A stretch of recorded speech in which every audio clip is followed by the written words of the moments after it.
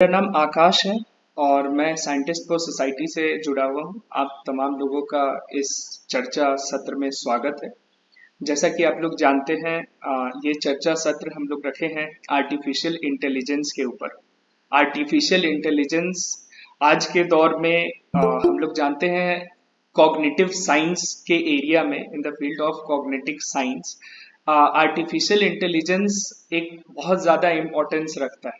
और आज के समय में जब हम आर्टिफिशियल इंटेलिजेंस की बात करते हैं तो हम लोग अपनी डेली लाइफ से लेकर के अपने फोन में गूगल असिस्टेंट से लेकर के गेम खेलने से लेकर के शेयर मार्केट में हो या मेडिकल इंडस्ट्री में हो, हर जगह आर्टिफिशियल इंटेलिजेंस आज एक महत्वपूर्ण भूमिका में है। और आज के दौर में आर्टिफिशियल इंटेलिजेंस का इस्तेमाल करके न सिर्फ टेक्नोलॉजी को एक नए स्तर पे पहुंचाया जा रहा है, बल्कि विज्ञान के क्षेत्र में नए खोजों को करने के लिए, ब्रह्मांड की उन रहस्यों को जानने के लिए भी आर्टिफिशियल इंटेलिजेंस का इस्तेमाल एक बहुत ही बड़े स्केल पे किया जा रहा है। एक ऐसे समय में आज साइंटिस्ट फॉर सोसाइटी आपके बीच है, आर्टिफिशियल इंटेलिजेंस के बारे में बातचीत करते हैं। और ये एक चर्चा का सत्र है जिसमें हम लोग बारी बारी से अपनी बात रखेंगे। जो जो भी लोग अपनी बात कहना चाहते हैं वो दूसरे व्यक्ति के बीच में ना बोले, पहले बोलने का मौका दें, फिर हैंड रेज करके अपनी बारी आने का इंतजार करें, फिर बोलें। अगर कोई साथी बोल रहा हो तो बाकी लोग अपना माइक ऑफ रखें ताकि कोई डिस्टरबेंस ना हो। तो चर्चा की शुरुआत करते हैं। एक भूमिका मैं रख देता हूँ। आज के समय में आर्टिफिशियल इंटेलिजेंस की जब बात करते हैं, कॉग्निटिव साइंस की जब बात करते हैं, खासकर साइंस के एरिया में ये एक अलग लेवल, एक हाईएस्ट लेवल पर पूरे ह्यूमन हिस्ट्री में साइंस को एक नए पीक पे ले गया है। और इसकी शुरुआत इसकी शुरुआत कही जा सकती है, सबसे पहले इसकी परिकल्पना 1950 1950 में एक किताब में की गई थी, जिसके बाद कई कोशिशें की गई आर्टिफिशियल इंटेलिजेंस को डेवलप करने की। लेकिन टाइम टू टाइम ये कई सारे उसमें फेल्योर हुए। और 1970s हो, 1980s हो, 90s हो, और 90s का दौर था जहां पे एक कुछ सफलता हाथ लगी थी आर्टिफिशियल इंटेलिजेंस के क्षेत्र में। कंप्यूटर्स हो, कंप्यूटर्स को और आगे रोबोटिक्स में 90s के दौर के बाद रोबोटिक्स में इसका एक खास हस्तक्षेप बढ़ता है। फिर इंडस्ट्री में इसका इस्तेमाल होना शुरू हो जाता है। और उसके बाद पूरे हर एक क्षेत्र में आज के दौर में, खासकर आखिरी के 20 सालों में, 20 से 25 सालों में आर्टिफिशियल इंटेलिजेंस एक नई ऊंचाइयों पे पहुंच गया है। एक ऐसे समय में जब मशीन लर्निंग की बात हो रही है, और ये बात हो रही है अब कि क्या इंसान के पैरेलल क्या अब आर्टिफिशियल इंटेलिजेंस और मशीनें क्या इंसानों के लिए खतरा है? क्या इंसानी दिमाग के द्वारा बनाई गई जो चीज है, क्या इससे पूरी इंसानियत को खतरा हो सकता है? ये हमारे बातचीत का मुख्य बिंदु होगा। इसके साथ साथ कुछ सवाल हैं, जैसे कि क्या आर्टिफिशियल इंटेलिजेंस मानव चेतना से, ह्यूमन इंटेलिजेंस से एक इंडिपेंडेंट एंटिटी बन चुका है? क्या आर्टिफिशियल इंटेलिजेंस मानव ज्ञान सिद्धांत जो मौजूद है, क्या उसको वायलेट करता है? आज हम जानते हैं मैट्रिक्स से लेकर के ट्रांसफॉर्मर जैसी ऐसी फिल्में हैं जो हॉलीवुड और बॉलीवुड जैसे तमाम क्षेत्रों में लगातार ऐसी फिल्में बन रही हैं जो लगातार इस बात को स्टैब्लिश कर रही हैं कि हम इंसानों को आर्टिफिशियल इंटेलिजेंस से भविष्य में खतरा है। ये मानव के ऊपर कब्जा कर लेंगी, हमें अपना गुलाम बना लेंगी। तो एक ऐसे समय में ये सवाल उठता है कि क्या ऐसा संभव है, और क्या ऐसा संभव है कि आर्टिफिशियल इंटेलिजेंस मानव को ही रिप्लेस कर दे धरती पर?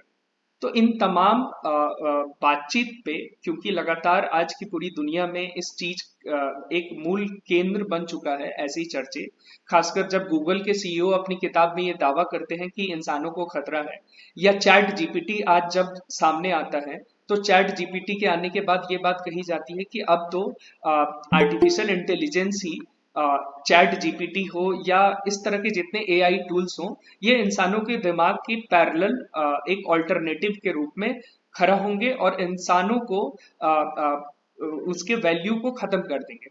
तो क्या ऐसा पॉसिबल है? इन तमाम क्वेश्चंस पे आज हम लोग इस चर्चा को यहाँ से शुरू करेंगे और बारी बारी से अपनी बात रखेंगे। तो मैं यहाँ से अब इस पूरे फ्लोर को ओपन करता हूँ। आप लोग अपनी बात शुरू कर सकते हैं। कुछ साथी यहाँ पर साउथ इंडिया से हैं। Then you could talk in English also. If you are comfortable with your own language, then you could talk in English or Hindi. So मैं इस फ्लोर को ओपन करता हूँ। शुक्रिया।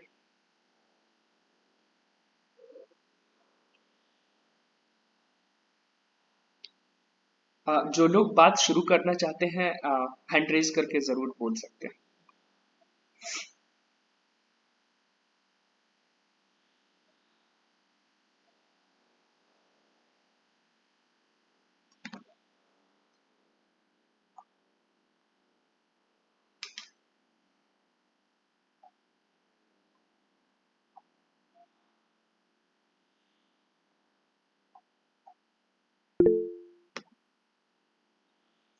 विवेक ने हैंड रेज किया है। जी विवेक। शुक्रिया। मेरा नाम विवेक है और मैं पटना से हूँ।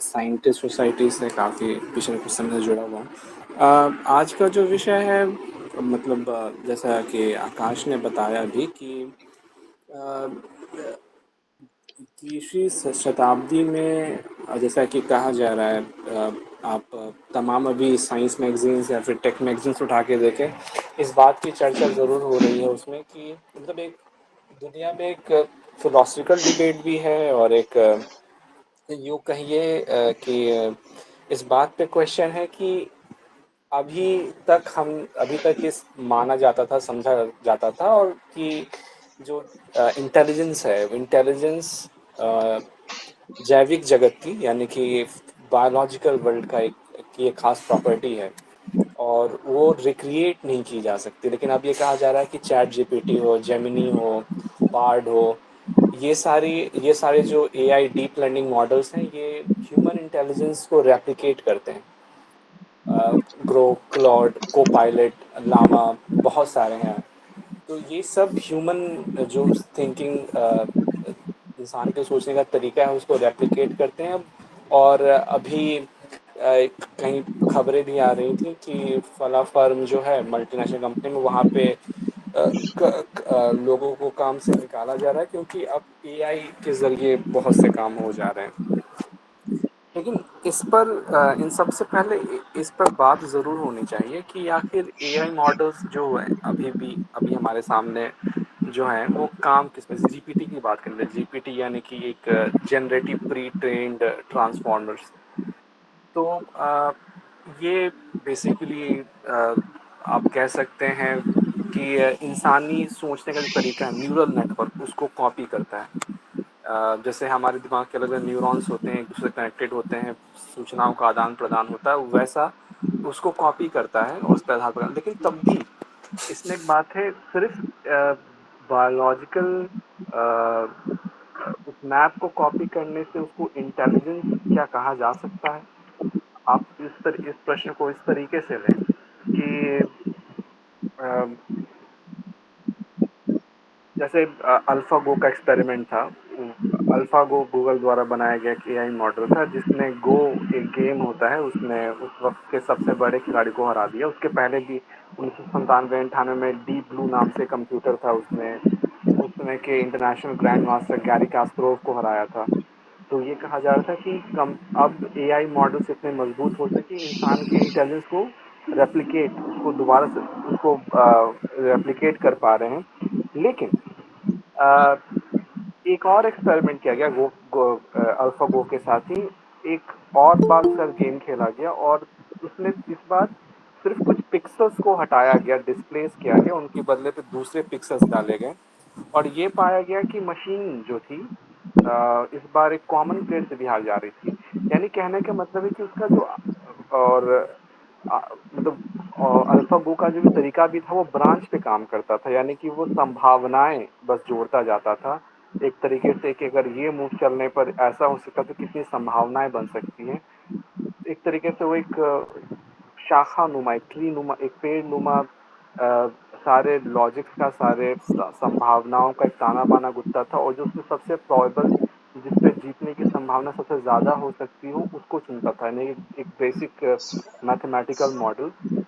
तो इसमें जो इंटेलिजेंस की बात की जा रही है वो उसकी जो मतलब उसका जो ब्लूप्रिंट भी है, उसका जो ब्लूप्रिंट भी है वो तो इंसानों द्वारा तैयार किया हुआ है। उस ब्लूप्रिंट के बाहर वो कुछ नया नहीं बना पा रहा। अभी सारे जो नेचर में पिछली बार पेपर भी था कि सारी जिन पे दावा के, चाहे वो डीप लर्निंग की बात हो, मशीन लर्निंग की बात हो, इन सब में जो अभी लेटेस्ट एआई टेक्नोलॉजी है जो दावा करती है कि वो इंसानी न्यूरल नेटवर्क की कॉपी कर रहा है, उसमें भी यही कि जो प्राइमरी डेटा सेट बना भी है वो तो रॉ इनपुट शुरुआत में दिया ही गया है, रॉ इनपुट। और चाहे कुछ भी, चाहे अभी तक तो ऐसा सामने नहीं आ पाया और शायद संभव भी ना हो कि वो उस रॉ इनपुट से कहीं ज़्यादा आगे जा पाए। जैसे कि आप चैट जीपीटी से क्वेश्चन पूछेंगे तो वो एक सिमेंटिक सर्चिंग होता है, वो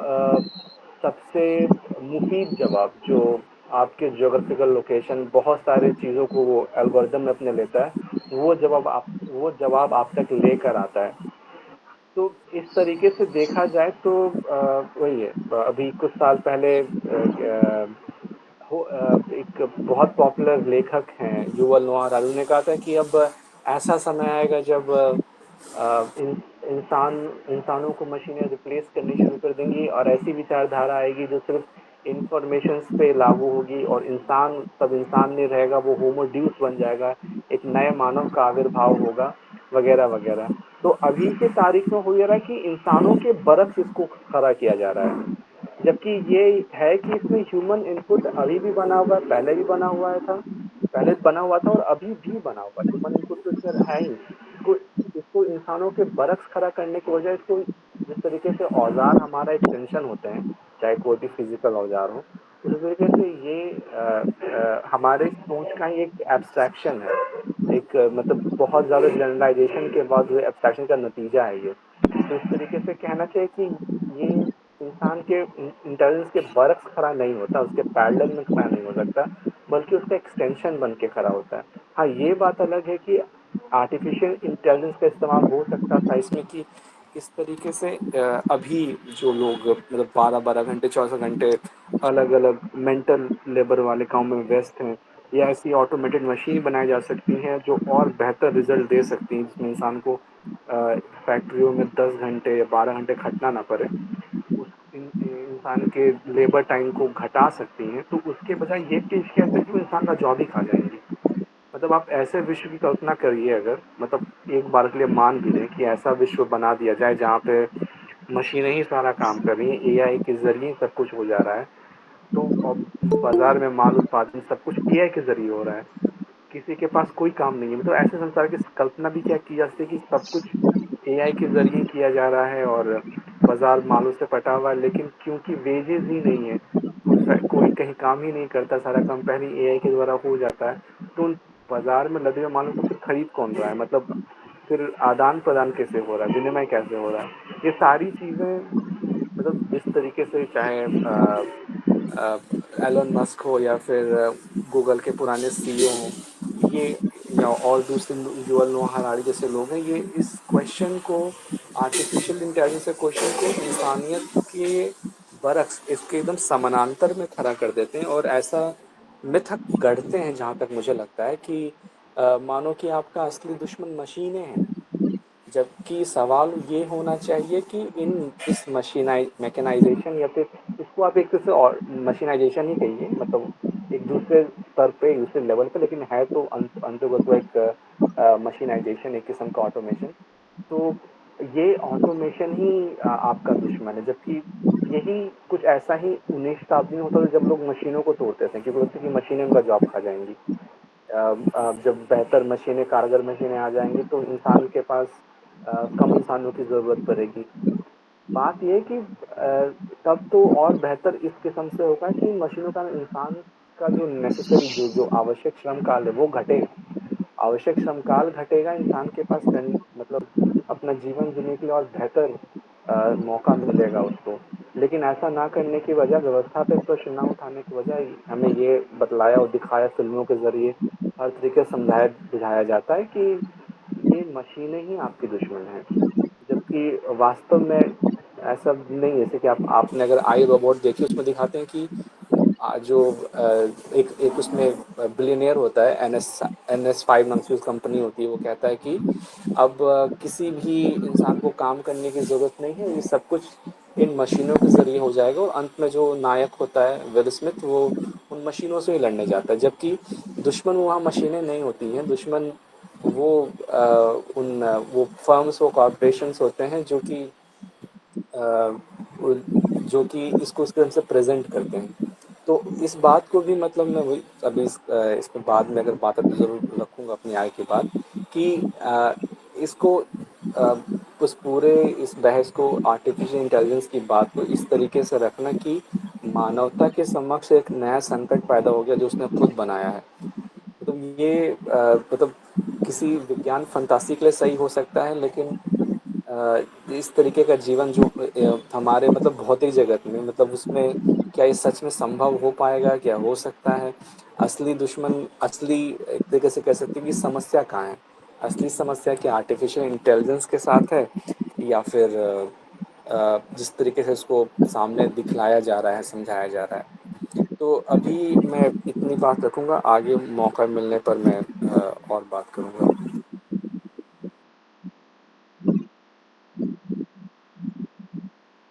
विवेक ने बहुत ज़रूरी मुद्दों पर रोशनी डाला है।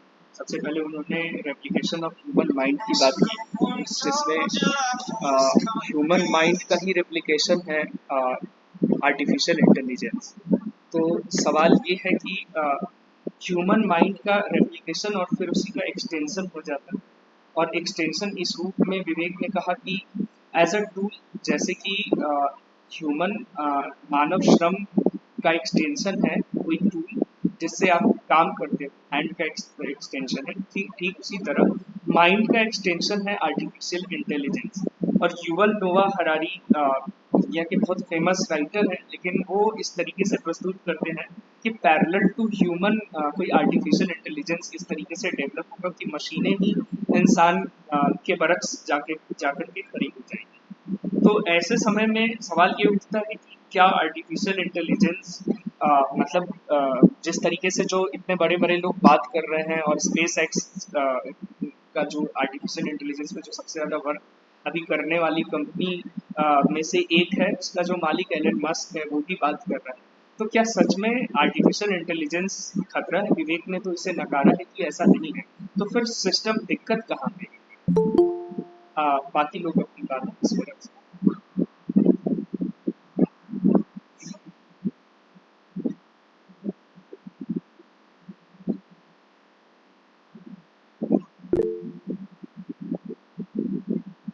जी, आम आदमी अर्पित किसान, आप बात कर सकते जी। पहले तो नमस्कार सभी को। And this discussion on human intelligence or artificial intelligence, like it is a current topic of debate everywhere. तो हर जगह ही मतलब इस पे ही एक चर्चा चल रही है। एंड इसमें दो चीज़ें मुझे समझ में आ रही है कि human intelligence can artificial intelligence match the level of human intelligence. So इसमें जो मेरा कहना है कि it is a work in progress. इस दिशा में लगातार आर्टिफिशियल इंटेलिजेंस को बढ़ाया जा रहा है या ट्रेन किया जा रहा है।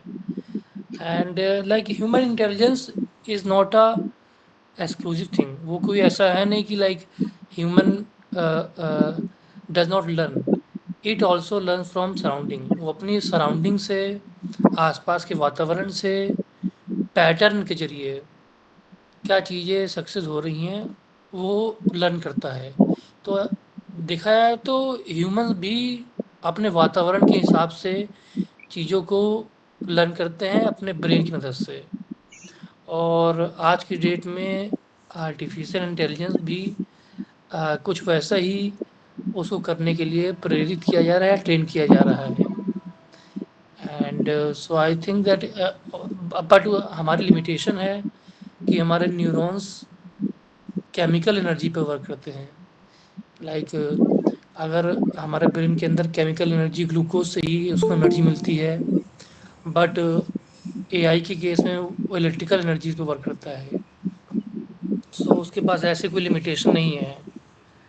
सो ये तो ह्यूमन इंटेलिजेंस की बात होगी कि लाइक कैन इट मैच और नॉट। दूसरा, बियॉन्ड दैट ह्यूमन इंटेलिजेंस से अंदर ऊपर एक चीज़ इंसान में होती है, सेंटिएंट। लाइक कोई बच्चा रहेगा या उसको पता होता है अपने होने का एहसास। वो मुझे लगता है बहुत महत्वपूर्ण रहता है कि लाइक उसे पता होता है कि हमारी एक आइडेंटिटी है अलग से। चाहे कोई भी बच्चा रहेगा, वो इंटेलिजेंट कम हो या ज़्यादा हो, पढ़ा हो ना हो। मशीन्स में वैसा चाहे इतना रहेगा, वो वैसा नहीं होता है। सो सेंटिएंट कैन डेवलप और नॉट, इस पे हो सकता है कि क्या डेवलप कभी होगी कि नहीं। बट ह्यूमन इंटेलिजेंस को मैच करना, I think like it is a work in progress. जी, जी, जी, आपने मतलब जरूरी सवाल उठाए कि आर्टिफिशियल इंटेलिजेंस और ह्यूमंस में एक बहुत बुनियादी डिफरेंस है, बुनियादी अंतर है। और वो ये है कि आर्टिफिशियल इंटेलिजेंस मतलब उसके अंदर सेंटिएंट नहीं होता है, उसके अंदर भावना जी, नहीं होती। और इस मतलब इसको और एक्सटेंशन में ले जाएं तो आर्टिफिशियल इंटेलिजेंस मानव द्वारा बनाया गया प्रोग्राम है, इंसानों ने ही उसे प्रोग्राम किया। वो उतना ही सोच सकता है, उतना ही कर सकता है जितना कि उसे प्रोग्राम किया गया है। लेकिन सवाल ये है कि फिर और क्या सिर्फ इस वजह से ह्यूमन इंसानी दिमाग का एक्सटेंशन ही बन के रह जाएगा? क्या कभी आर्टिफिशियल इंटेलिजेंस ह्यूमन की जो बात की जाती है कि नहीं ये पलट करके इंसानों पे कब्जा कर लेगा, और इस तरह की जो मैट्रिक्स जैसी फिल्में होती हैं, तो इस तरह की जो चीजें होती हैं ये लगातार ऐसी चीजों को प्रमोट कर रही हैं। मतलब खासकर दो तरह की फिल्में हॉलीवुड लगातार दिखा रहा है जो दुनिया पे खतरा है। एक तो या तो वो आर्टिफिशियल इंटेलिजेंस है या तो कोई अदृश्य शक्ति है जो आसमानी दुनिया में होती है। तो क्या मतलब सच में हम इंसानों को आर्टिफिशियल इंटेलिजेंस से खतरा है? और टर्मिनेटर जैसी फिल्में जो एक टाइम में बनी हैं, क्या उस तरह की कोई कि समाज की परिकल्पना हो सकती है? या मतलब अगर ऐसा नहीं है तो फिर इस तरीके से क्यों सोचा जा रहा है? इस पे भी मतलब बात की जा सकती है। तो बाकी सब इस पे बात। जी। आकाश जी, एक छोटी-सी इसमें और मैं जोड़ना चाहूँगा जी। कि सेंटिएंट, यस, हाँ, इंसान सेंटिएंट है और इंसान से पहले एप्स थे। चलिए वो भी सेंटिएंट हैं। उससे पहले एक सिंगल सेल रहा होगा या सेल्स रहे होंगे, एंड बट उनके अंदर सेंटिएंट बीइंग कहाँ से आई? So it started from somewhere, humans में भी और लिविंग बीइंग्स में भी। तो वैसा कुछ ये मशीन्स में कभी ना हो और यही मेरा वो रहेगा। तो बट लिविंग बीइंग्स में भी कहीं न कहीं शुरू हुआ है सेंटिएंट बीइंग बनना। जी, जी, जी। जी। मतलब ये कि कभी न कभी इंसानों में सेंटिएंट आया है, तो क्या वो भावना और वो सारी चीजें एआई में आ सकती हैं? मतलब निश्चित तौर पर ये मशीन्स में सवाल भी, है। और मशीन्स में भी। हाँ, जी, बाकी लोग इस जी, पे क्या सोचते हैं मतलब विवेक ने तो इसे नकार दिया अपनी बात में कि कभी भी उनका कहना है कि ऐसा नहीं संभव है। वो इंसानी दिमाग का एक्सटेंशन के तौर पे ही मौजूद है, उससे खतरा नहीं है। तो फिर ऐसा क्यों दिखाया जा रहा है? जी, बाकी सब। जी। हेलो। जी, अनंत जी, मेरा नाम अनंत है और मैं अभी जो साथी मेरे पहले आकाश और उनके पहले जो साथी बात रख रहे थे, मैं उसी चर्चा को थोड़ा-सा बढ़ाना चाहता हूँ, उसी पे रोशनी डालना चाहता हूँ।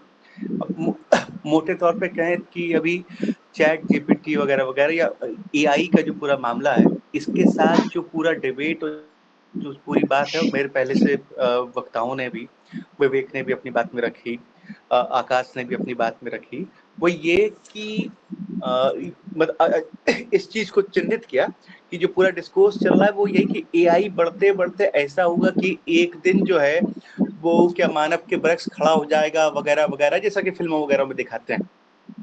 ये मुझे लगता है ना कि चीजों को उल्टे ढंग से देखने का नजरिया है, और ऐसा इसलिए है क्योंकि ये बाजार, ये व्यवस्था, ये जो सारी चीजें वो चाहती है कि हम लोग चीजों को इसी तरीके से देखें। अभी जो भी आर्टिफिशियल इंटेलिजेंस और चैट जीपीटी वगैरह वगैरह हैं, कोई भी तकनीक के क्षेत्र से जुड़े व्यक्ति से आप बात करेंगे जो जेन्युइन तकनीक के इसमें इंटरेस्ट रखते हैं, वो बताएंगे कि ये बेहद ही सहसा अवस्था में वो बचकाना है, और आने वाले समय में इससे भी बेहतर तकनीक आएगी और चीजें काम करेंगी। किंतु ये ऐसा कुछ नहीं होगा कि मानव के ऊपर, मनुष्य के ऊपर बढ़ जाएगा।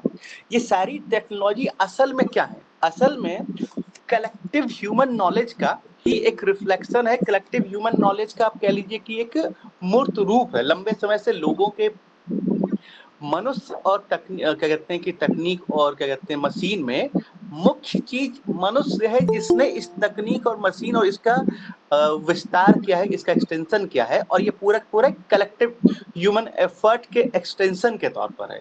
तो इस तरीके की बात कि कभी इंसान भी करते हुए आए थे, उन्होंने डेवलप किया। ह्यूमन या ओवरऑल जो इवोल्यूशन है वो एकदम लंबे चौड़े, एकदम अलग डिस्कोर्स है। उसको एज इक्वल टू इक्वेट कर देना टेक्नोलॉजी के इसके साथ, मुझे ये बात कतई ठीक नहीं लगती। ये बात ठीक नहीं है। मनुष्य का ही एक एक्सटेंशन मशीन और टेक्नोलॉजी है, उसके कलेक्टिव हिस्टोरिकल सोशल नॉलेज का रिप्रेजेंटेशन। और आने वाले समय में चीजें और आगे विकसित होंगी, लोगों के लिए सहूलियत के लिए चीजों मशीनें और उन्नत होंगी, जो अंततोगत्वा आखिरकार मनुष्य के मातहत ही होंगी। मनुष्य के ऊपर जो फिल्मी नोशन है वो साइंस फिक्शन की ही चीज है।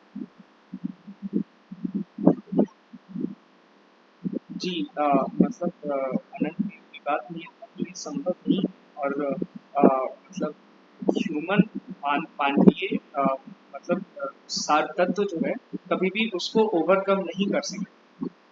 सचिन देश पांडे हैं जो अपनी बात कर सकते हैं। जी सचिन।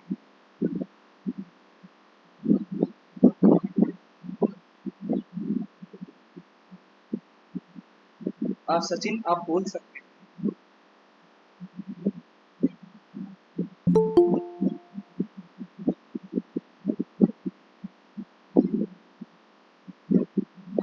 सचिन आप बोल रहे हैं तो आपकी माइक ऑफ है। माइक ऑन करें।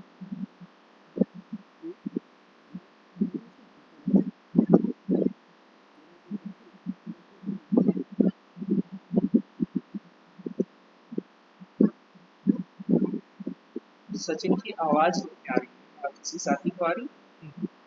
लगता है नेटवर्क कुछ प्रॉब्लम हो गई। सचिन आपकी आवाज नहीं आ रही है, आप ज्वाइन कर सकते हैं। तब तक बाकी और साथी बात कर सकते हैं।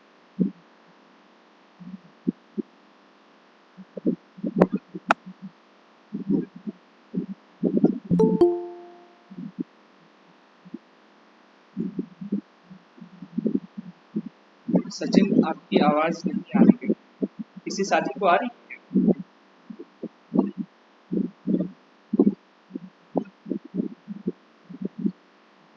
जी विवेक हैंड रेज किए, विवेक कुछ कहना चाहते जी।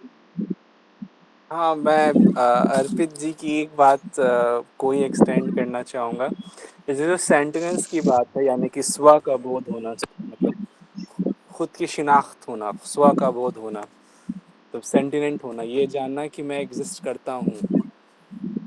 तो ये जो एग्जिस्टेंस का बोध है, ये भी इंटेलिजेंस का ही पार्ट है। अगर आप देखें, मतलब एपिस्टेमोलॉजी के जरिए, मतलब एग्जिस्टेंस, कोई चीज़ अगर अगर ये जाने कि वो एग्जिस्ट करती है, तब हम कहते हैं कि वो चिंतन, मतलब चिंतन की शुरुआत तब होगी जब आप ये समझें कि आप एग्जिस्ट कर रहे हैं, आपका भौतिक अस्तित्व है दुनिया में। तो वही है, अभी तक हम ऐसी बहुत बार फंतासियां हैं, जैसे कि अगर कोई मुझसे पूछता आज 5-6 साल या पहले, जब मुझे विज्ञान फंतासी फिल्मों का बड़ा शौक था, तो मुझे बिल्कुल बड़ा ही ये लगता था कि कभी मिस्टर स्मिथ मैट्रिक्स का, या फिर टर्मिनेटर सीरीज का T-800 TX मैं ज़िंदगी में देखूं अपने सामने। लेकिन जहाँ तक आज की बात है कि मशीनों का सेंटिनेंट होना, खुद के स्व का बोध हो जाना, मतलब एक तरीके से देखा है तो ये तो हिस्सा ही है। मतलब आप ये जो शब्द होता है आर्टिफिशियल इंटेलिजेंस, इसको भी एक बार, मुझे तो ये मिसनॉमर ही लगता है। जैसे कि इंटेलिजेंस सिर्फ गणनाएं करना, मैथमेटिकल मॉडल्स बनाना नहीं है। हाँ, ये ज़रूर है कि कंप्यूटर्स इतने बेहतर हैं कि वो 1 सेकंड में हज़ारों गणनाएँ कर सकते हैं। मतलब अगर मुझे परम्यूटेशन कॉम्बिनेशन करना हो कि 6 पासे में कितनी बार 6 डाइसेस में कितनी बार फला योग आ सकता है, तो हो सकता है कि मुझे 10 मिनट 15 मिनट लगे, लेकिन एक कंप्यूटर के लिए सेकंड भर की बात होगी। वो एक चेस बोर्ड में शायद लाखों कॉम्बिनेशंस खोज सकता है चंद सेकंड्स में। लेकिन गणनाएं करना सिर्फ इंटेलिजेंस नहीं हो सकता, उसको हम लोग इंटेलिजेंस से इक्वेट नहीं कर सकते। हाँ, ये कह इमोशंस सकते हैं। इमोशंस जी। नहीं, वही वही कर रहा हूँ ना। आप हम लोग मतलब समाज के साथ हम लोग प्रकृति के साथ व्यवहार में उतरते हैं। व्यवहार में उतरने के बाद ज्ञान प्राप्त करते हैं। मतलब पहले तो वो इंद्रिय ग्राह्य होता है, उसके बाद उसको और हम लोग जनरलाइज करते हैं, फिर अवधारणा की मंजिल तक पहुँचते हैं वगैरह वगैरह। लेकिन आप ये देखें कि मशीनें जो हैं, चाहे आप डीप लर्निंग की बात करें, मशीन लर्निंग की बात करें, न्यूरल नेटवर्क्स की बात करें, तो उनको वो एक शुरुआती इनपुट्स पे, एक शुरुआती जैसे कि मशीनें अपना न्यूरल नेटवर्क खुद डिसाइड नहीं करने वाली, या मशीनें अपने सेमेंटिक्स को खुद नहीं बदलने वाली। भले ही वो बहुत ऐसी जटिल गणनाएं कर सकती हैं जिसको करने में मतलब पीएचडी कर रहे हैं 1 दर्जन छात्रों को शायद 1-2 दिन लग जाए। ऐसा हुआ भी। जैसे प्रोटीन अनफोल्डिंग होती है, बहुत किस्म के प्रोटीन्स हैं, तो उनके क्वाटरनरी टर्शियरी स्ट्रक्चर्स को जानने के लिए हम लोग कहते हैं प्रोटीन अनफोल्डिंग, क्रिस्पर, ये सारी चीज़ें जो है, मतलब प्रोटीन अनफोल्डिंग हम लोग करना सीख रहे हैं। तो आज से ज़्यादा समय नहीं हुआ, 4-5 साल पहले मेरा एक दोस्त बहुत पहले था वहाँ, तो कहता था कि वहाँ आइसर मतलब प्रोटीन अनफोल्डिंग में भी काम करते, तो 2-3 साल सिर्फ एक प्रोटीन के इंटरनल 3D स्ट्रक्चर समझने में लग जाते थे। आज ये काम एआई मॉडल की सहायता से, मशीन लर्निंग की सहायता से आप बमुश्किल 3-4 घंटे में किया जा सकता है। मतलब protein probable structures of protein जो हैं, वो 2-3 घंटे में सामने आ जाते हैं। जो काम करने में गणितीय बायोमैथमेटिक्स होता है, वो करने में जिसको क्या कहते हैं, 1-1 साल लग जाएगा था, वो काम 2-3 घंटे में हो जाता है। ये ज़ाहिरा तौर पे कह सकते हैं कि गणनाओं को करना अब इतना आसान आ गया कि इससे हम लोग नए दरवाजे खोल सकते हैं। जिन बीमारियों का इलाज ढूंढने में हो सकता है कि हमें सालों लगते हैं, अगर हम इस तकनीक का सहारा लें, मतलब ऐसी संभावनाएं हैं जिनके बारे में अभी, जैसे कि एक साथ शैशवावस्था में, और ये बेहतर होगा, हम लोग और ज़्यादा बेहतर तरीके से प्रोटीन्स के इंटरनल स्ट्रक्चर्स को समझ पाएंगे, उनकी इनफोल्डिंग समझ पाएंगे। उस तरीके से हम लोग ज़्यादा बेहतर दवाइयाँ बना पाएंगे, बीमारियों को समझ पाएंगे। जिस काम में मतलब दशकों लगते थे, अब वो काम महीनों हफ्तों में होंगे।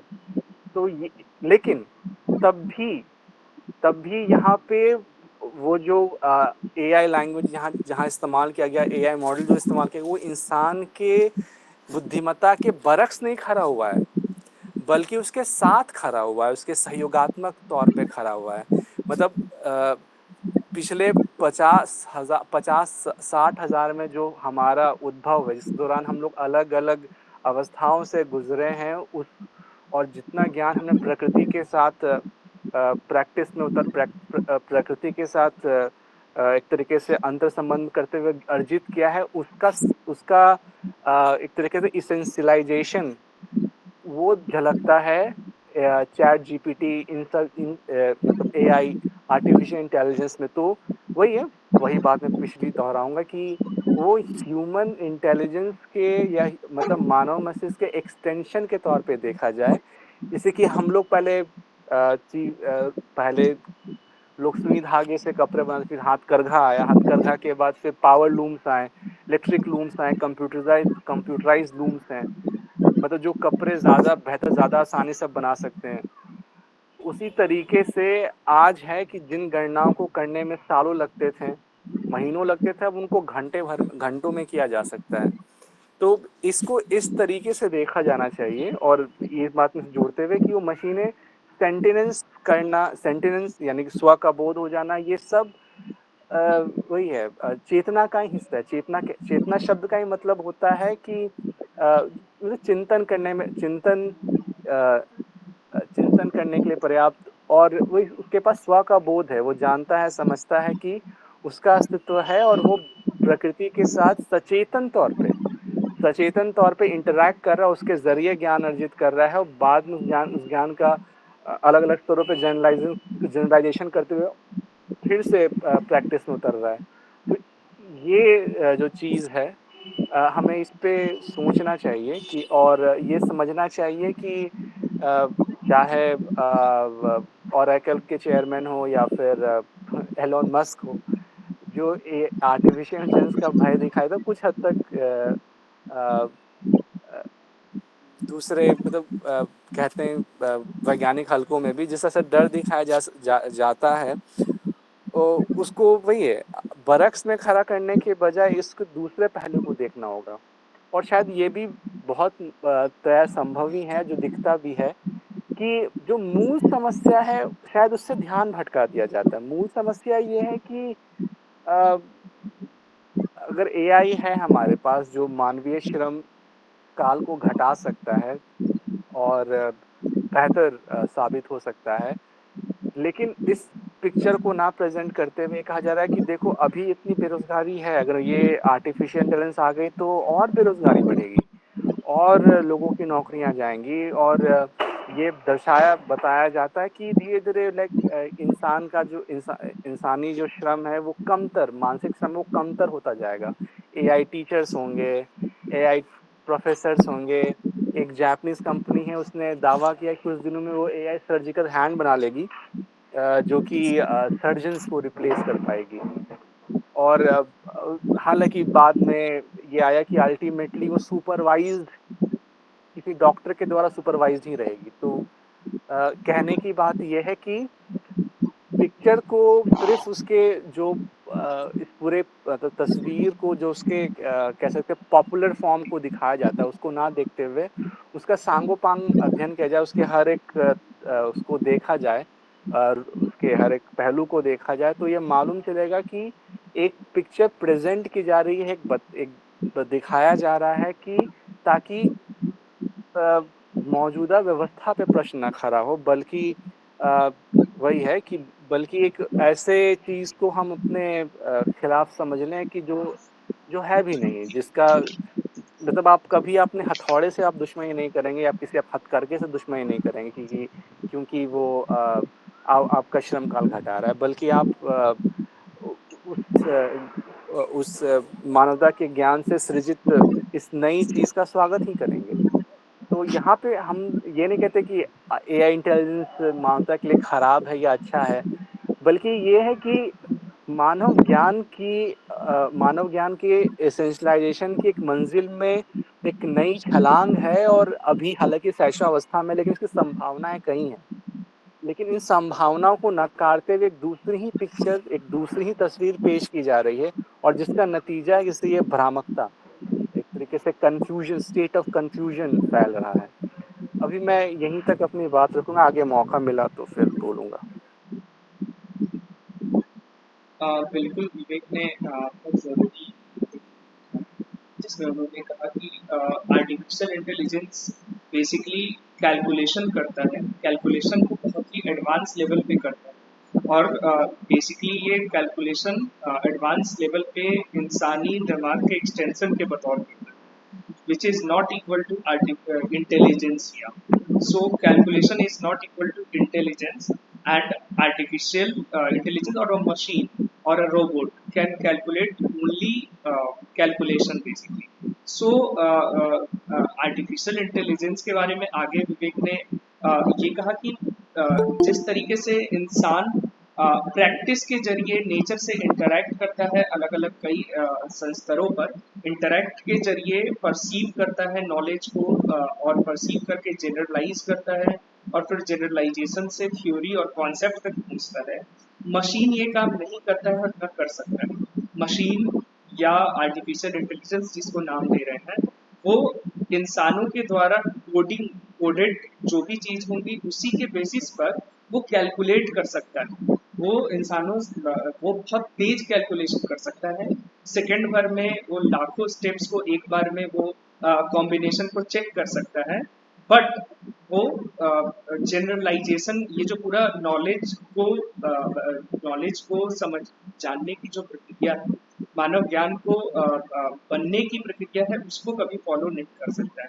और इस वजह से विवेक ने कहा कि ह्यूमन की नॉलेज या आर्टिफिशियल इंटेलिजेंस कभी भी ह्यूमन इंटेलिजेंस के ऊपर नहीं आ सकता है। ये हमेशा उसके एक्सटेंशन के तौर पे विवेक ने कुछ एग्जाम्पल दिए, प्रोटीन फोल्डिंग का हो या मेडिकल साइंस में रोबोटिक्स का इस्तेमाल हो। लगातार इंटरैक्ट नहीं कर सकता है, नेचर से इंटरैक्ट करके जनरलाइज नहीं कर सकता है। और मेन प्रॉब्लम की बात विवेक ने कही कि आर्टिफिशियल इंटेलिजेंस जो है क्या करता है, अगर सोसाइटी में कहाँ पे दिक्कत है। सोसाइटी में दिक्कत विवेक के अनुसार आर्टिफिशियल इंटेलिजेंस लेबर टाइम को कम करता है। तो शुरुआत में भी जब मशीन आया था इंडस्ट्रियल रिवोल्यूशन के बाद, तो वहां पर जो वर्कर्स थे उसने मशीनों को ही अपना दुश्मन समझ लिया था। लेकिन बाद में समझ में आया कि मशीन तो उनके काम को आसान बना देता है, इससे उनके काम के घंटे को कम होना चाहिए, लेबर टाइम कम हो जाना चाहिए। लेकिन ऐसा नहीं होता है, तो मशीनों का इस्तेमाल करके लेबर टाइम को उतना ही रखा जाता है। तो कहीं ना कहीं ये शोषण की ओर जाता है। सोसाइटी जो ऐसे जो समाज में ऊपर बैठे हुए लोग हैं, जो वर्किंग क्लास का शोषण करने की तरफ चीजों को ले जाते हैं। और निश्चित तौर पर आर्टिफिशियल इंटेलिजेंस एक नया लीप है ह्यूमन नॉलेज में। तो निश्चित तौर पर इसमें फिर कई सवाल यहाँ से खड़े होते हैं कि फिर ऐसा क्यों किया जा रहा है, मतलब क्या पर्पस है फिर कि आर्टिफिशियल इंटेलिजेंस को इंसानों के पैरेलल ला करके खड़ा कर दिया जा रहा है। और ये खतरा दिखाया जा रहा है बार बार कि वो आने वाले समय में हमारे ऊपर कब्जा कर लेंगे। तो इसके पीछे क्या कारण है, क्या डायनेमिक्स है इसके पीछे, तो इस पे भी लोग अपनी बात रखें।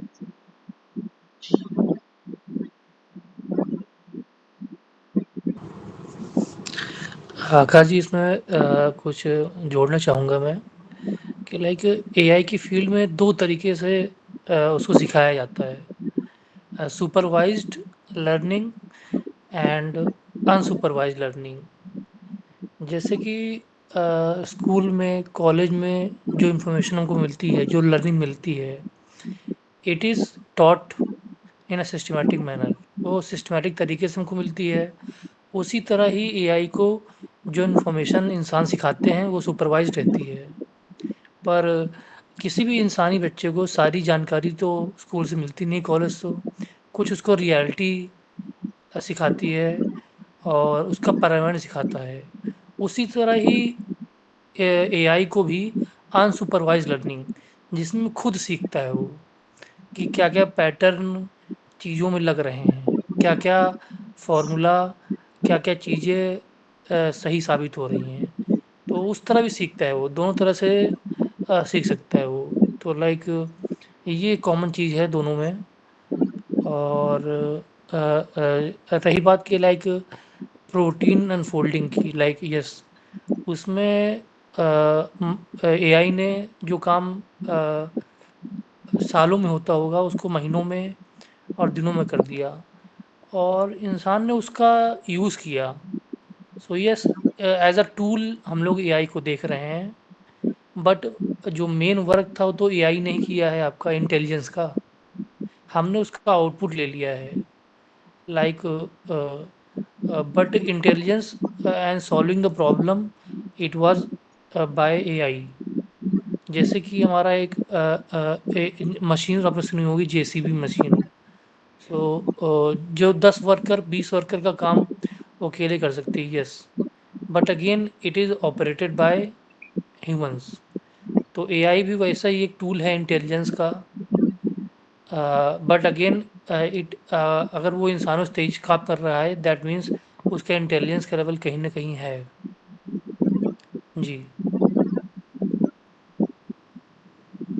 जी निश्चित तौर पर। हाँ जी अनंत।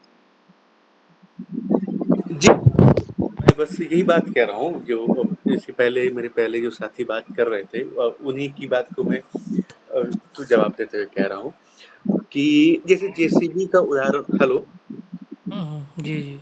हाँ, जैसे आपने कहते हैं कि अनसुपरवाइज लर्निंग की बात की और आपने इसे जेसीबी का उदाहरण देते हुए कहा, और जो पूरी बात का फोकस था कि मशीन खुद ही वो करने लग जाएगी जो इंसान नहीं कर पा रहा, या मशीन ने वो कर दिया जो इंसान ने नहीं किया। वो असल में वो जो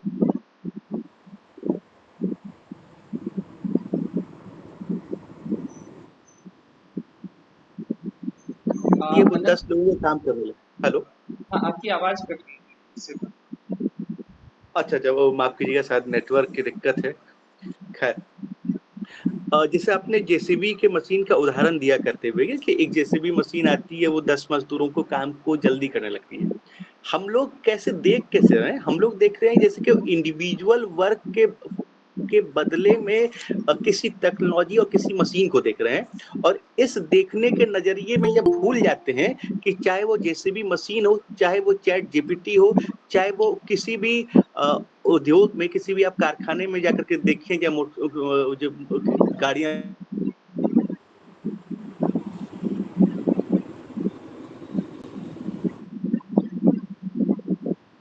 अनंत, बट आपकी का भी, आवाज आवाज चली गई इससे।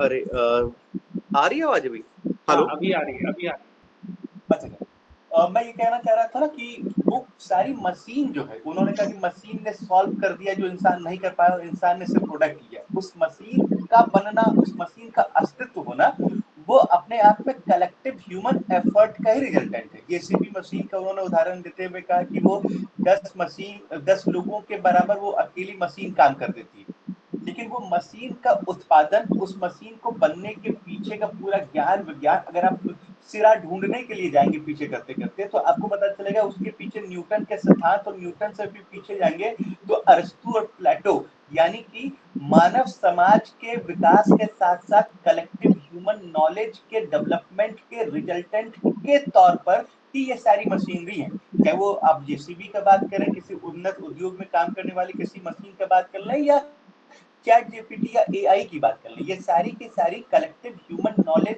का ही एक्सटेंशन है। और जब हम लोग देखते कैसे हैं, हम लोग उसको देखते कि जब वो एक इंडिविजुअल कहते हैं किसी इंडिविजुअल के काम करने के, मतलब मेरे सामने 15 डिजिट का और दो 15 डिजिट के नंबर्स हों, उसको मैं मल्टीप्लाई करने के लिए जाऊंगा तो मुझे पता नहीं 5 मिनट लगेगा, 7 मिनट, और किसी भी कैलकुलेटर वो बामुश्किल 1 सेकंड में कर देगा। तो हम क्या ये कहेंगे कि देखो कैलकुलेटर तेज हो गया इंसान से? नहीं, असल में कैलकुलेटर का अस्तित्व होना, या किसी भी ऐसी तकनीक का जो अस्तित्व होना, वो कलेक्टिव ह्यूमन नॉलेज का ही एक एक्सटेंशन है, उसका एक्सटेंशन है। और वो हमको इन, और इसीलिए तो उसको बनाया है ना, कि जो एफर्ट हम लोग कर रहे हैं, इतना समय लगाए, उसको वो आसानी से कर दें। वो कुछ ऐसा, और जो पूरा पोर्ट्रेट किया जाता है ना कि वो ह्यूमन के बरक्स खड़ा हो जाएगा, ये पोर्ट्रेइंग करना ही अपने आप में गड़बड़ है। और ये कहना मात्र ही अधूरी बात होगी कि गड़बड़ है। और इसके पहले आकाश भी चर्चा कर रहे थे कि जो तस्वीर पेश की जाती है, उस पर भी बात करने की जरूरत है कि वो तस्वीर क्यों पेश की जाती है। खैर, गड़बड़ या सही, ये कहना अपने आप में बहुत अधूरी बात होगी। हम लोग इस पर बाद में बात करेंगे कि इसके पीछे कारक क्या है, लेकिन ये समझें। हेलो। जी। है। जी, और उसके माध्यम से जो रिजल्ट है ना, वो मशीन का रिजल्ट नहीं है, वो इंसानों के द्वारा पाया गया रिजल्ट है। अभी तो इतनी बात थी। जी, जी। आप कुछ कह रहे थे कि सर? अरे खुद ही ध्यान नहीं आ रहा है। और इसमें देखिए कैलकुलेटर्स, हाँ ठीक है, वो इंसान को थोड़ा वर्क मैच नहीं कर पाएँगे, बट आज की डेट में आ रहे होंगे आर्टिफ़िशियल कैलकुलेटर्स। उसमें कई और फ़ीचर आ गए होंगे, तो कहीं न कहीं इवोल्यूशन ऑफ मशीन हो रहा है। चाहे वो पहले स्पिंडल रहे होंगे या उससे एडवांस फॉर्म हो रहे होंगे। तो बट ये है कि इंसान उसका एवोल्यूशन कर रहे हैं। मेन चीज़ ये है जो आज की सिचुएशन है। तो आज अगर ये देखा जाए कि मशीन्स सेंटिएंट हो रही कि नहीं हो रही हैं, so I think it is a very distance question. But intelligence machine का ह्यूमन्स के पास आ रहा है, और कहीं न कहीं कुछ फ़ील्ड में एक्सीड कर रहा है। तो तो यस, आप देखिए कि अगर कहीं जॉब रिप्लेस हो रही हैं, जॉब कम हो रही हैं एआई की वजह से, तो कहीं न कहीं एआई ह्यूमन्स का वर्क ले रहा है, तभी तो जो जॉब रिप्लेस हो रही हैं। So it is all able to match the intelligence in some field of humans, तभी तो रिप्लेस कर पा रहे हैं। तो जी, मतलब दो प्रमुख सवाल यहाँ पर उठता है, आपने बात रखी कि सबसे पहले कि इवोल्यूशन ऑफ मशीन का होना और मशीनों द्वारा इंसान का जॉब लिया जाना, ये दो बात आपने उठाई।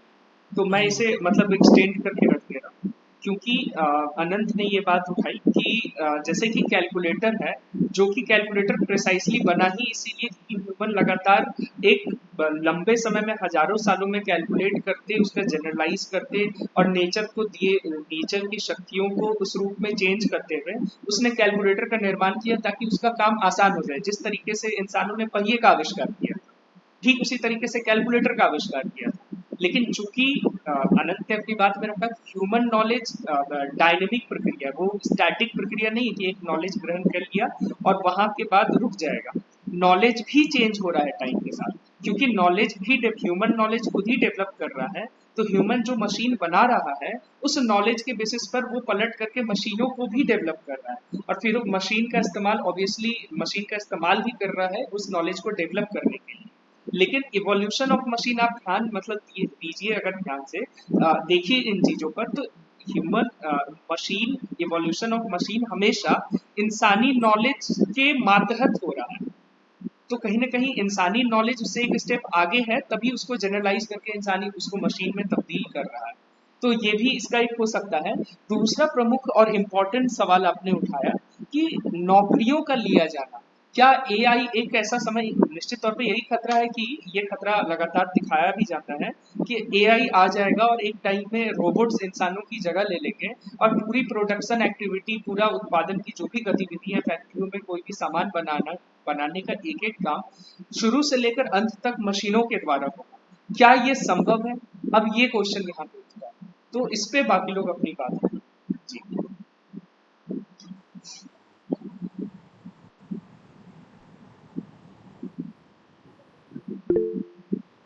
खैर, जी जहाँ तक जॉब लेने वाली बात है, एकदम ये बहुत मौजूद सवाल है, इसलिए क्योंकि यही क्वेश्चन आज से तकरीबन 140 साल पहले भी था।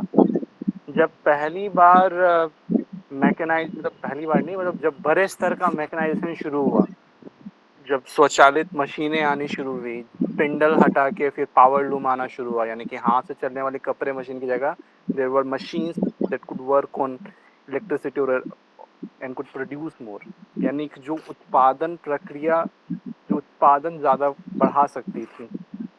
तो तब उस वक्त ऐसा था कि मजदूर मशीनें तोड़ दिया करते थे, जहाँ जिन मिलों में लगती थी, फैक्ट्री में, उनको तोड़ दिया करते थे। क्यों तोड़ दिया करते थे? क्योंकि उन्हें लगता था कि इन्हीं मशीनों का हमारी नौकरियां जाएंगी, हमारी जॉब्स ये मशीनें ले लेंगी।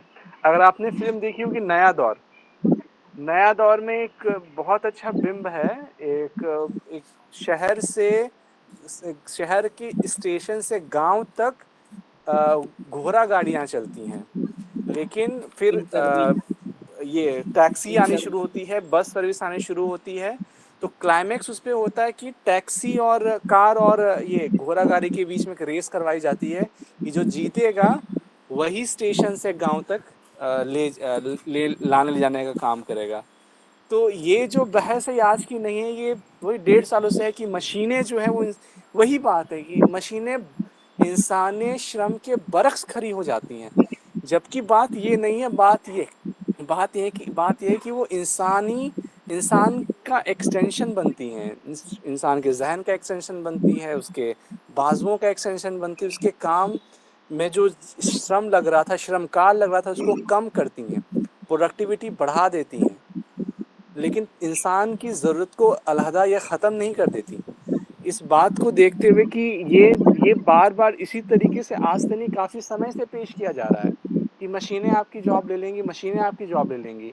एक वक्त था जब पहली बार कोलकाता में कंप्यूटर लगा था पोस्ट ऑफिस में, तो और जब कंप्यूटर्स लगने शुरू हुए थे कुछ फर्म्स में हिंदुस्तान में, तब भी विरोध हुआ था कि अब कैलकुलेशन इतना आसानी से होगा तो अकाउंटेंट्स क्या करेंगे अब।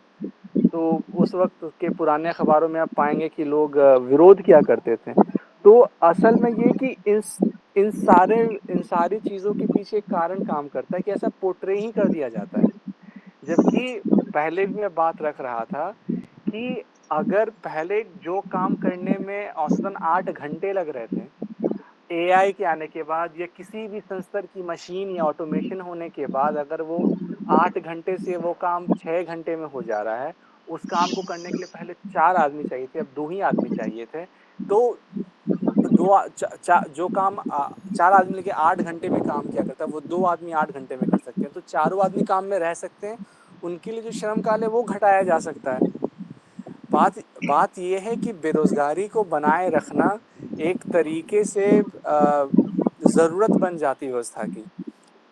और ये पोर्ट्रे भी किया जाता है, ये बताया भी जाता है, समझाया भी जाता है कि मशीनें आपका जॉब ले लेंगी। जबकि ये है कि अब तो हमारा काम अब आसान कर रही हैं। चाहे दुनिया भर के रिसर्च लैब जो बायोटेक लैब्स हैं, उनमें सारे के सारे वैज्ञानिक को निकाल दिया गया, नहीं निकाला गया, अब ज्यादा काम हो रहा है। मतलब इंटेंसिटी ऑफ वर्क बढ़ गया है, अब ज्यादा काम आ रहा है। आप ये पाएंगे कि अब एआई मॉडल्स जब डेवलप हो रहे हैं, मशीन लर्निंग जब डेवलप हो रही है, क्योंकि ज्यादा परम्यूटेशन कॉम्बिनेशन सब कैलकुलेट किए जा सकते हैं। तो जो बायोलॉजिस्ट 6 महीने लगाकर किसी एक अ, मतलब दवाई के आर्टिफिशियल मॉडलिंग पे काम किया करते थे, सिमुलेशन पे काम करते थे, अब वो एक से ज्यादा पे काम करते हैं। क्योंकि वो जानते हैं कि हमें शुरुआती इनपुट्स देने हैं। और जैसे कि आप बता रहे थे, अनसुपरवाइज्ड लर्निंग भी होती है, अनसुपरवाइज्ड लर्निंग, लेकिन शुरुआती इनपुट्स देने के बाद और डायरेक्टिव्स देने के बाद उन अनसुपरवाइज्ड लर्निंग के दौरान भी कई चीजें जो होती हैं अब वो आसानी से हो जा रही हैं उनके लिए भी। तो वो एक साथ कई प्रोजेक्ट्स पे काम कर देते हैं, उल्टे ज्यादा अब काम हो पा रहा है। तो इसको इस तरीके से देखा जाना चाहिए कि हमारा जो समाज है अभी, जो व्यवस्था है, उसमें ये होता है कि मुनाफे पे जोर है। मुनाफे पे जोर है तो ये कहते हैं कि अगर हम लोग सांद्रता बढ़ा दे, कंसंट्रेशन बढ़ा दे श्रम का, ज्यादा पर यूनिट काम होना शुरू हो जाए, तो मुनाफा ज्यादा होगा। वेजेस कम देने पड़े, मतलब 10 के बजाय 5 से काम लें, वेजेस कम देने पड़े, मुनाफा और काम के घंटे उतने ही रखे जाएं, तो मुनाफा बढ़ाया जा सकता है, भले ही 5 लोग जो और थे वो बेरोजगार क्यों ना हो जाएं। दिक्कत की बात चैट जीपीटी या एआई के साथ नहीं, दिक्कत की बात मूलतः व्यवस्था के साथ है। व्यवस्था अब मतलब ये प्रोडक्शन, जो हमारे पास रिसोर्सेस है, उत्पादन के साधन हैं, वो इतने ज्यादा विकसित होते जा रहे हैं कि इस व्यवस्था के ने जो बांध बनाए रखा है, उस बांध के दायरे में अब वो समा नहीं सकती हैं। अगर वो बांध के दायरे में इसको समाने की कोशिश की जाएगी तो वैसी ही चीजें आएंगी। और इस चीजों को सही सिद्ध करने के लिए कि बेरोजगारी बढ़ेगी ही, ये कहा जाता है कि नहीं, मशीनें आई तो जॉब खाएंगी। जैसे कि वही है जो मैट्रिक्स में होता है। मैट्रिक्स में मिस्टर स्मिथ जो एआई एजेंट है, वो नियो यानी जो नायक है कहानी का, एंडरसन, उसको बोलते हैं कि अंतोगत्वा सिर्फ मैं बचूंगा, सब कुछ मैं हो जाऊंगा, वो उसकी आखिरी जो लाइन होती है। तो ये चीजें और ह्यूगो वीविंग जिस किस्म का एक्टर इतनी जोर से एम्फेटिकली बोलता है कि आपको रियल में लगता है कि हाँ, अंत में तो मशीनें ही बचने वाली हैं। तो ऐसा बिल्कुल नहीं है कि जो मैट्रिक्स में दिखाया गया वो सच्चाई में कभी सिद्ध होगा। उसको पोर्ट्रे इस किस्म से किया गया है। इस बात को इस तरीके से समझा जाए कि बेरोजगारी की जड़ मशीनाइजेशन या फिर इस तकनीक के बढ़ने में नहीं है, उल्टे उस तकनीक का इस्तेमाल इस व्यवस्था में किस तरीके से हो रहा है उसमें है। अ, इस पे और विस्तार से फिर कभी चर्चा की जा सकती है कि इसके अलग अलग आयामों पे बात की जा सकती है। बेरोजगारी क्यों बढ़ती है और क्यों मैकेनाइजेशन के आने के साथ साथ इस पे ज्यादा शोर मचाते हैं। समस्या मैकेनाइजेशन या ऑटोमेशन या एआई की नहीं है, समस्या व्यवस्था की रहती है। तो अभी फिलहाल मैं अपनी बात इसी बिंदु तक रखता हूँ, आगे मौका मिलने पर फिर बात रखूंगा। निश्चित तौर पर एक लॉजिक को सामने रखा है। मैकेनाइजेशन असल में समस्या नहीं है। मैकेनाइजेशन चीज़ों में काम के घंटे को कम करता है तो काम आसान बनाता है, तो इससे काम की इंटेंसिटी और बढ़ जाएगी। लेकिन इसको इस रूप में पेश किया जाता है कि इससे नौकरियां चली जाएंगी। तो निश्चित तौर पे शुरुआती दौर में हर बार ऐसा ही हुआ है मशीन्स के आने के बाद। लेकिन सच्चे मायने में दिक्कत कहाँ पे है ये तो अलग ही मसला है, व्यवस्थागत दिक्कत है जैसे कि इशारा कर रहे हैं। तो मतलब फिर सवाल ये होता है कि अ, अब अगर बतौर साइंस स्टूडेंट और साइंटिस्ट हमें आगे आर्टिफिशियल इंटेलिजेंस को किस रूप में देखना चाहिए, कैसे आर्टिफिशियल इंटेलिजेंस भविष्य में क्या संभावना है, क्या मतलब ये मानव समाज को एक नए उन्नत लेवल पे ले जाएगा या फिर वो यहीं पे आकर के रुक जाएगा जहां वो अभी है, इसी में थोड़ा बहुत टेक्निकल चेंजेस होते हैं। इन कुछ सवालों के साथ और कोई साथी बात रखना चाहे तो बात रख सकते मुझे एक बात कह सॉरी हैं। जी मुकेश, जी जी बोलिए। मुझे एक बात कहनी थी, जैसे बहुत सारे चीज मतलब जैसे एआई के थ्रू या चैट जीपीटी के थ्रू हम लोग सर्च करते हैं या फिर कोई भी चीज अगर करते हैं, जैसे हमको मुझे एक पीपीटी बनाना है, पावर पॉइंट प्रेजेंटेशन, और आज एआई के थ्रू अगर टॉपिक डाल देने से मतलब वो ऑटोमेटिकली वो जनरेट हो जाता है, वो पीपीटी बन के तैयार होकर मुझे मिल जाता है। तो क्या एआई हमारे क्रिएटिविटी को हार्म पहुंचा रहा है? और जैसे कह सकते हैं कि जो चीज हम क्रिएट कर सकते हैं इसमें ऑफ कोर्स थोड़ा टाइम लगता है, बट हम क्रिएटिविटी में टाइम लगाते हैं, उसे सीखने का प्रयास करते हैं, मिल जा रहा है। और खाना बनाने में और खाना बनाया हुआ मिल जाने में अंतर है। खाना बनाने में मतलब जैसे पीपीटी पावर पॉइंट प्रेजेंटेशन अगर बनाना है तो उसे बना रहे हैं, तो उसमें हमारी क्रिएटिविटी यूज में आ रही है और क्रिएटिव हम कुछ सीखते हैं और कुछ ऑटोमेटिकली हमें मिल जा रही है, तो उसमें सीखने में मतलब सीख नहीं सकते हैं उसको, वो मुझे मिल जा रही है, तो वो थोड़ा लेथार्जिक भी बनाता है और हमारी क्रिएटिविटी को शायद।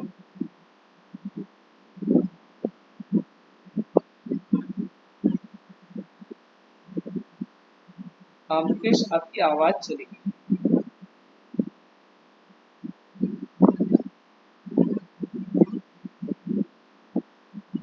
मुकेश आपकी बात पूरी हो गई? जी जी जी। अच्छा, मुझे लगता है मुकेश ने बात रखी कि निश्चित तौर पर एआई आर्टिफिशियल इंटेलिजेंस का इस्तेमाल हमें हमारी क्रिएटिविटी को क्या हार्म कर रहा है। तो मुझे लगता है कि मतलब मैंने भी क्योंकि चीज़ों को देखा, जहाँ तक स्टूडेंट्स भी आमतौर पे एआई का इस्तेमाल करके अपने होमवर्क से लेकर के तमाम चीज़ों का काम करने का काम कर रहे हैं, या ऑफिसों में काम करने वाले लोग चैट जीपीटी का काम कर रहे हैं, उससे अपना काम आसान। सवाल ये क्या क्रिएटिविटी पे असर पड़ता है? तो मुझे लगता है क्रिएटिविटी पे तब असर पड़ता है जब इस एजुकेशन सिस्टम जिसमें हम रह रहे हैं वो कैसा है, इस बात पर डिपेंड करता है। आज जो एजुकेशन सिस्टम है निश्चित तौर पर वो आपकी क्रिएटिविटी को जब आप बर्डन डालोगे, चाहे वो स्कूल के बच्चों पर हो, होमवर्क का जबरदस्ती बर्डन डालोगे, जिनको अपनी पढ़ाई में मजा नहीं आ रहा है और उनको एक पूरे रटवाने वाली शिक्षा दे रहे होंगे, या इसी तरह ऑफिसों के अंदर जब अपने ही काम से किसी कर्मचारी का अलगाव होगा, तो निश्चित तौर पर वो क्रिएटिव होना ही नहीं चाहेगा, वो कोटा पूर्ति या काम करना चाहेगा। क्रिएटिविटी जैसे फॉर एग्जांपल ये कहा जा सकता है कि जैसे इससे मुझे मेरा मानना है कि इससे क्रिएटिविटी के नए आयाम खुलते हैं, टेक्नोलॉजी का विकास होता है। फॉर एग्जांपल जिस टाइम में कैमरा नहीं था तो उस टाइम में पेंटिंग्स लोग करते थे, पेंटिंग्स आज भी लोग करते हैं और उस टाइम में भी लोग करते थे, लेकिन कैमरा के आ जाने के बाद एक पूरा नया आयाम खुल गया, पूरे मतलब एक कला का एक नया आयाम खुल गया। हम लोग जानते हैं फिल्मों से लेकर फोटोग्राफी का एक नया आयाम खुल गया, तो वो आपको नया आयाम खोल देता है, क्रिएटिविटी के नए आयामों को खोलता है, यही मेरा मानना है। वो क्रिएटिविटी हैम्पर नहीं करता है। क्रिएटिविटी हैम्पर इस वजह से होता है कि आप जिस एजुकेशन सिस्टम या जिस सिस्टम में रह रहे हैं, एक कर्मचारी क्यों करेगा जिसको पता है कि एक मजदूर क्यों क्रिएटिव होगा वहां पर, जिसको पता है कि वो सारा जो भी मेहनत करेगा वो मतलब वो जो संपत्ति है वो 1% लोगों के हाथ में जाएगी, जबकि ऊपर के 1% लोगों के पास 48% संपत्ति जाके जमा हो जाएगी, जबकि नीचे की 90% आबादी के पास कुल 10% संपत्ति भी नहीं करेगा, तो वो वर्कर क्यों क्रिएटिवली काम करेगा? तो मुझे लगता है कि ये व्यवस्थागत दिक्कत है, ये टेक्नोलॉजी की दिक्कत है। बाकी साथी भी इस पर बात करें।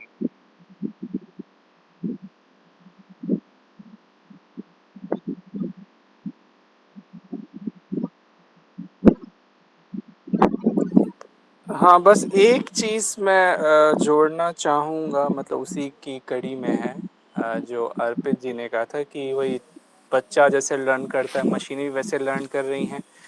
इसको हम लोग को इसके थोड़ा सा एपिस्टेमोलॉजी को देखना पड़ेगा। जैसे बच्चा जो होता है, मतलब ज्ञान अर्जन की प्रक्रिया जो होते हैं अलग अलग स्टेप से हो गुजरते हैं। पहले ना किसी को कुछ छूते हैं, इंद्र ज्ञान जो होता है पहली मंजिल में इंद्रिय ग्रह है, इसको कहते हैं कि सेंसरी ऑर्गन्स के जरिए पाया गया। सेंसरी ऑर्गन से कुछ इंफॉर्मेशन पहुंची, फिर उसके बाद उस ज्ञान जो होता है दूसरी मंजिल जाते उसको लोग कहते हैं बुद्धि संगत ज्ञान, या मतलब बुद्धि संगत ज्ञान, उसका और जनरलाइजेशन होगा, उससे और कंसेप्ट निकलेंगे। लेकिन मशीनें जो होती हैं, चाहे कोई भी है, वो पहला जो मंजिल है वही पार नहीं करती हैं। इंद्रिय ग्राह्य ज्ञान की जो मंजिल है वही पार नहीं करती हैं।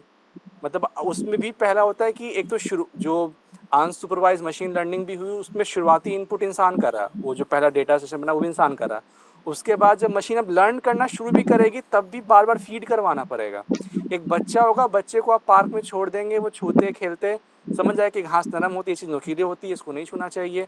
कुछ समय के बाद वो अपने उसके जो न्यूरल नेटवर्क, उसका जो अपना न्यूरल नेटवर्क है उसमें पैटर्न बन जाएंगे, वो चीज़ों को समझ लेगा और ज्ञान की फिर छलांग लगाएगा।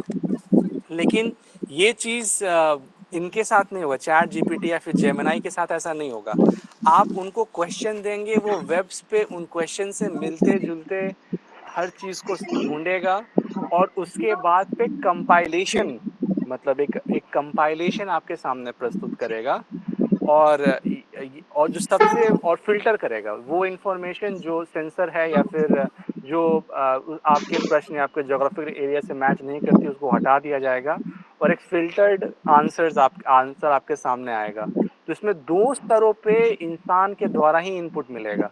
लेकिन इंसान के लर्निंग में, मतलब जो ह्यूमन लर्निंग होती है, ह्यूमन लर्निंग अलग किस्म से है बिल्कुल, मतलब मशीन लर्निंग से बिल्कुल अलहदा है। मशीन लर्निंग ह्यूमन लर्निंग को इमुलेट या स्टिमुलेट नहीं कर रही है, मतलब रेप्लिकेट नहीं कर रही, स्टिमुलेट नहीं, इमुलेट या रेप्लिकेट नहीं कर रही है।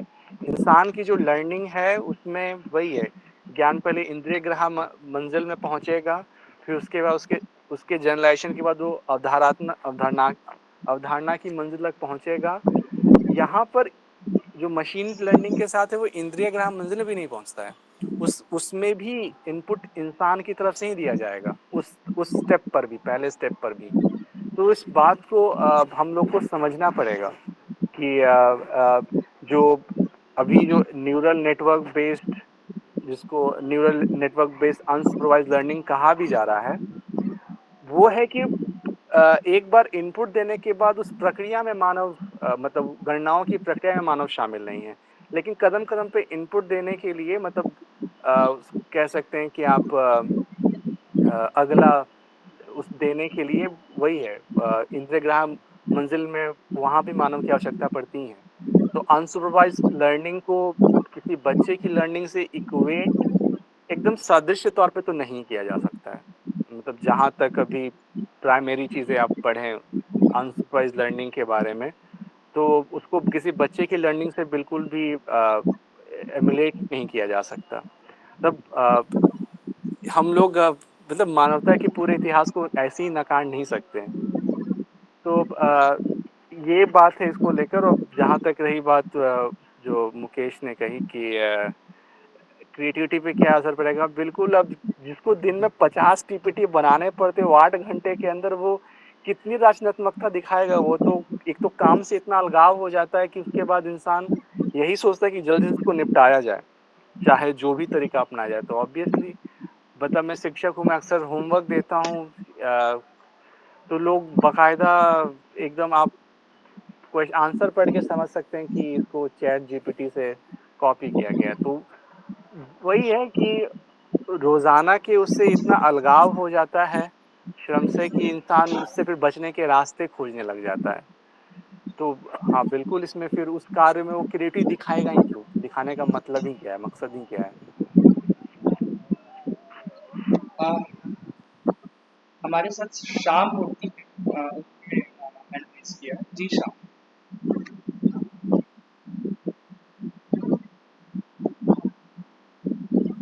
हेलो, मेरी आवाज आ रही ठीक?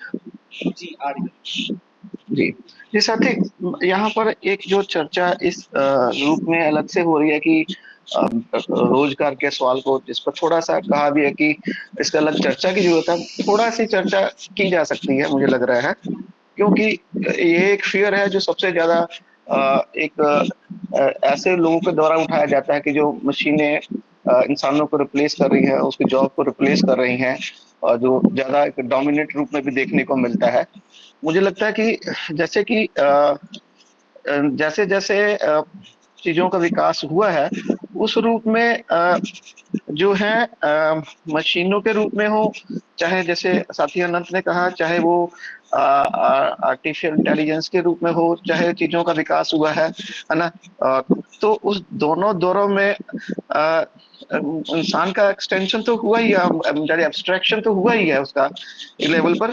लेकिन दिक्कत तब खड़ी हो जाती है जब हम लोग एक घटना को ले सकते हैं कि जब स्ट्राइक होती है किसी फैक्ट्री में, तो स्ट्राइक होने के बाद मालिक अगर सच में इतना उसको लगता है कि मशीनों से इंसानों को रिप्लेस किया जा सकता है, तो वो बहुत तौबा मचाता है स्ट्राइक होने पर। तो यहाँ से आप इंसान की भूमिका को खत्म नहीं कर सकते, यहाँ से प्रैक्टिकल एंगल से आप इसको समझ सकते हैं, है ना। तब उनको पता है कि हर मशीन को चलाने के लिए इंसान की एक जरूरत होती है। और एक जर्मन के कवि ने भी कहा था कि जनरल, तुम्हारा टंक कितना ही खतरनाक क्यों ना हो, लेकिन इसको इंसान ही बनाता है। तो एक मैं इस बस एक उदाहरण के तौर पर कह रहा था।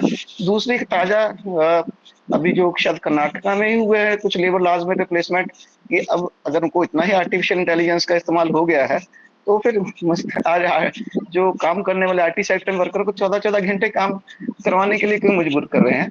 तो मुझे लगता है कि ये चीज जो है, जो कि कुछ प्रैक्टिकल एंगल से समझने के लिए जरूरी है। इसमें जो है मुख्यतः उत्पादन संबंध है। जो उत्पादन संबंध यानी कि किसके हाथ में, मशीनों का कंट्रोल किसके हाथ में है। आज नेसेसरी लेबर टाइम तो बहुत कम हो गया है, बहुत ज्यादा कम हो गया है। बाकी जो लेबर टाइम है वो तो मालिकों के मुनाफे के लिए होता है। और अगर सच में ही मशीनों के उत्पादन का जो है वो एक प्राइवेट इंटरप्राइजेस के हाथ के बजाय, कैपिटलिस्ट के हाथ की बजाय एक सोशली कंट्रोल्ड हो जाएंगे, तब ये समस्या तो अपने आप कम हो जाएगी। और आज भी देखा जाए, एक हथकरघा के दौर में मशीनों में जब इंसान की थोड़ी क्रिएटिविटी थी, तो आज के दौर में तो ज्यादातर इंसान मशीनों के स्पीड के काम करता है, उसको इतनी इंटेंसिटी से काम करवाया जाता है कि उससे उसको काम करना पड़ता है। आज उसको वो ज्यादा मतलब उसको बुरा लगता है, उसको मजा नहीं आ रहा होता है। उल्टा आज जितनी औद्योगिक दुर्घटनाओं की रफ्तार अगर देखा जाए, ऑटोमोबाइल इंडस्ट्री जो इंडिया की, जो वर्ल्ड की सबसे तेज गति से है, इसमें हो रहा है काम, उसमें उल्टा जैसा कुछ हो रहा है। तो मुझे लगता है कि अगर किसी भी फिनोमेना को हमें समझना हो, तो किसी उसके सोशल जो इकोनॉमिक स्ट्रक्चर है उसके संदर्भ में भी समझना होगा कि उस सोशल इकोनॉमिक स्ट्रक्चर में जो मशीनें हैं, जहाँ सोर्स ऑफ नॉलेज है, उस ऊपर कंट्रोल किसका है। तो मुझे लगता है इसका जो एक आम लोगों के बीच में भ्रम पैदा हो जाता है कि मशीनें आने से इंसान रिप्लेस हो जाएंगे, तो उल्टा मशीनें तो जिंदगी की जो जरूरी लेबर, नेसेसरी लेबर टाइम को भी कम करती है, और जो गैर जरूरी चीजें हैं, जहाँ एक खास तौर से शरीर को तोड़ने वाली मेहनत, उसको से आराम भी देती हैं। मुझे लगता है इससे हम थोड़ा समझ सकते हैं। ये मेरा छोटा सा प्रयास था। शुक्रिया। जी बिल्कुल, आपने कई मुद्दों को उठाया। बेरोजगारी के ऊपर बात हुई, क्यों बेरोजगारी होती है, और किस तरीके से मतलब टेक्नोलॉजी एक तरफ उन्नत से उन्नत होता जा रहा है, दूसरी तरफ मतलब एक बड़ी आबादी बेरोजगार हो रही है, और दूसरी तरफ एक बड़ी आबादी से जो काम करने वाली आबादी है, उनसे 12 और 14 घंटे काम करवाए जाते हैं, जो कि कम करवाया जा सकता था, और उसके पीछे मुनाफा एक काम करता है कि मुनाफा ज़्यादा से निश्चित तौर पे इन मुद्दों पर बात करने के लिए और भी डिटेल और भी समय और भी सेशंस की जरूरत है। तो क्योंकि हम लोग अब टाइम भी हो चुका है हमारा, तो अगर किसी को कोई बात करनी है तो छोटे से में अपनी बात कर सकता है, वरना अब हम लोग सेशन के आखिरी दौर में पहुंच चुके हैं। तो कोई अगर बात करना चाहता है तो हैंड रेज कर सकते हैं, तब तक मैं अनाउंसमेंट एक कर दूं। व्हाट्सएप ग्रुप हमारा है, उसका लिंक मैंने ग्रुप में डाल दिया है कमेंट बॉक्स में, तो आप लोग ज़रूर व्हाट्सएप ग्रुप ज्वाइन करें। इसके साथ ही गूगल फॉर्म का लिंक है, तो सब लोग अपने कॉन्टेक्ट डिटेल्स उसमें भी ज़रूर दें। और कोई साथी अगर बात रखना चाहता है तो रख सकते हैं।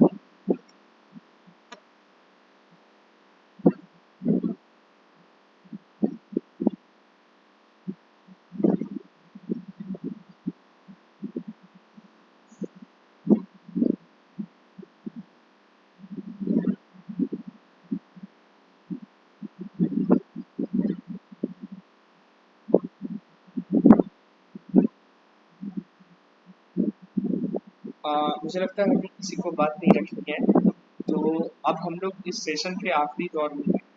आप तमाम लोगों के बहुत बहुत शुक्रिया। ये सेशन हम लोग आर्टिफिशियल इंटेलिजेंस पर जो अभी पूरी दुनिया में करंट डिबेट चल रहा है, जिसमें स्पेस एक्स जैसी कंपनी और एलन मस्क जैसे लोग जो अरबों रुपए के ऊपर बैठ करके ऐसी बात कर रहे हैं कि हम इंसानों को आर्टिफिशियल इंटेलिजेंस या मशीनों से खतरा है, या फिर ऐसे गूगल के सीईओ हों, इस तरह के लोग हों जो दुनिया की बड़ी कॉरपोरेट कंपनी, बड़े कॉरपोरेट जायंट्स के मालिक हैं, और हमें खतरा दिखा रहे हैं कि आर्टिफिशियल इंटेलिजेंस से आपको खतरा है। तो कहीं ना कहीं ये बात निकल कर तो आती है, और ऐसे राइटर्स भी हैं, मतलब ऐसे उनके द्वारा फंडेड राइटर्स, जिसमें युval नोआ हरारी बहुत बड़ा नाम है पूरी दुनिया में, लेकिन किस तरीके से बहुत ही अनसाइंटिफिकली किताब को, अपनी किताब में वो चीज़ों को लिखा है, इसकी बात भी आई है। तो निश्चित तौर पर आर्टिफिशियल इंटेलिजेंस को देखने एक नज़रिया ये भी हो सकता है, जहाँ पर हम आर्टिफिशियल इंटेलिजेंस को, मशीनों को इंसान के एक्सटेंशन के बतौर देखें, और अपनी दिक्कतों को, समाज में हो रही दिक्कतों को, उसके सही कारणों की तलाश, उसकी पड़ताल करें। तो इन्हीं बातों के साथ मैं आज के इस सेशन की समाप्ति की घोषणा करता हूँ। आप तमाम लोगों का बहुत बहुत शुक्रिया।